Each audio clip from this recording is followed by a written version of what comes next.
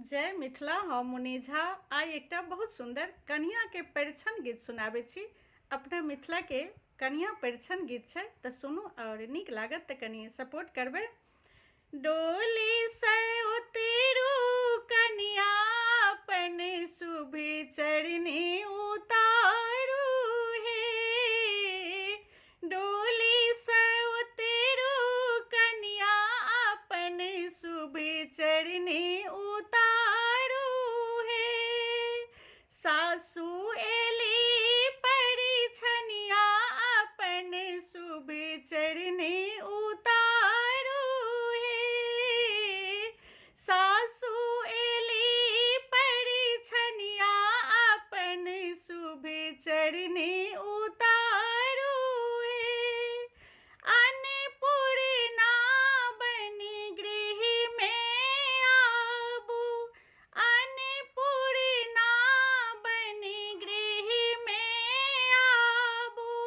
अन्न धन के भंडारी बढ़ाबू। अन्न धन के भंडारी बढ़ाबू। बनकर रहब लक्ष्मीनिया अपन शुभ चरनी उतारू हे।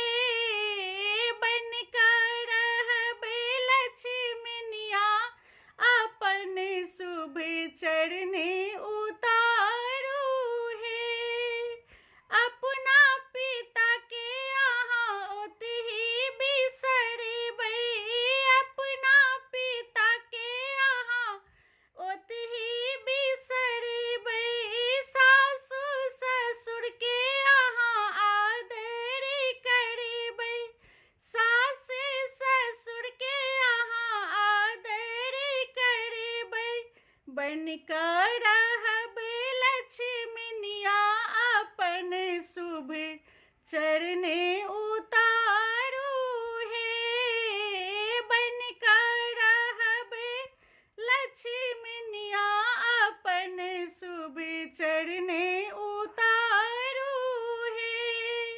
डोली से उतरू कन्या अपन शुभ चरनी उतारू हे। ननदी देवरी पर दुलारी लुटेबै। ननदी देवर पर दुलारी लुटेबै। अपने दुलार अहाँ अपने करेबै। अपने दुलार अहाँ अपने करेबै। बनबै महल के रानिया अपन शुभ चरनी उतारू हे। बनबै महल के लक्ष्मीनिया अपन शुभ चरनी उतारू हे। डोली से उतरू कन्या अपन शुभ चरनी उतारू हे। बनकर रहब लक्ष्मीनिया अपन शुभ चरनी उतारू हे। जय मिथिला।